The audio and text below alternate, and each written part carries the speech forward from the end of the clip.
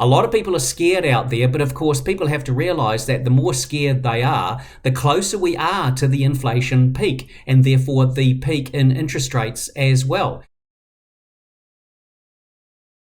Okay, so welcome back again everybody, and this is my final recording for NZ Home Loans for the year. So Merry Christmas everybody, and I certainly hope you get a chance for a good summer. Well, of course, if you're borrowing money or you're looking to buy a house in the near future, things are fairly concerning and scary for a lot of people out there. And I guess that's exactly what the Reserve Bank was aiming for with their increase in interest rates of 0.75% there on November 23, and the scary words about recession, property prices falling a bit further, all that sort of thing. Now, in the monthly surveys that I run of mortgage advisors, real estate agents, residential property investors, consumers generally, in every single one of them, obviously I'm asking about things to do with the housing market as well as a few other things. Every single measure for the housing market has deteriorated there because people are newly fearful about exactly what is going to happen.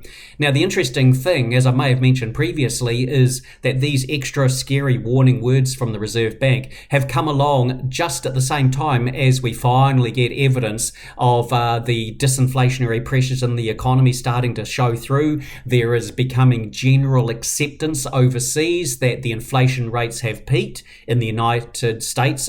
For instance, in New Zealand before November 23, we can see from measures which were released after November 23 that business confidence was already falling away again, plans for hiring people, undertaking capital expenditure, etc. falling away. And now we have these new indicators from my very sort of real-time surveys at the coalface there of new weakness in the economy. A lot of people are scared out there, but of course people have to realize that the more scared they are, the closer we are to the inflation peak, and therefore the peak in interest rates as well, because the measures that I'm getting out there and various other ones are showing that you and I are going to pull back on our spending on various things. Business inventories are starting to build up at the same time as we're getting shipping costs come down internationally, as we're getting oil prices falling away. I don't think it'll stop the Reserve Bank from increasing interest rates again on February 22 and then April 6. But if I haven't stated it already in the past couple of weeks, let me just repeat that I'm 90% confident, so the 10% is my out there, 90% confident that we are at the peak for the fixed mortgage rates at the moment. There's definitely going to be pressure every now and then for the banks to put them up again, but the banks have to be convinced that if they move their rates up, the other banks will follow. And if I were still sitting there working for a major bank and sitting on the pricing committee, I'd be given the view that, well, we might put our rates up. Will the other ones follow when we're not already meeting our sales targets? The turnover in the real estate sector is going to get even worse. So there's a very good chance if you were to put your cash rates up, your mortgage rates up as a bank, you could be left out on a little bit of a limb and your sales figures would get even worse.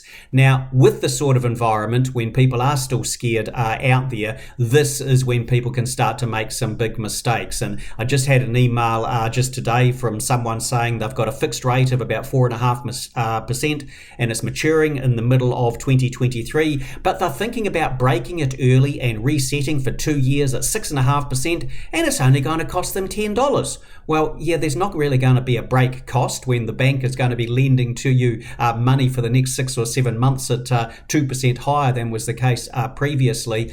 What I've said before is if you're going to be fixing the likes of 1 year short term, which has been the best strategy since 2008, you better do it every single 12 months and don't get panicked into resetting at a long-term interest rates at the peak of the cycle, and that's fairly much the phase we're in now. Either the peak now or the peak, in the next 1, 2, 3 months if rates were to go up a little bit further. You're in for the ride, essentially, and I normally don't talk about breaking mortgage rates out there. I tend to think it's a bit of a dicey thing, but outside of circumstances such as a year and a half ago when I was trying to get everybody to look favourably at fixing 5 years at 2.99, 3.25%, etc. Basically, if you've been rolling 1 year, your optimal strategy is probably keep rolling 1 year, but just realise you will have a bit of pain for the next maybe 12 or 18 months still.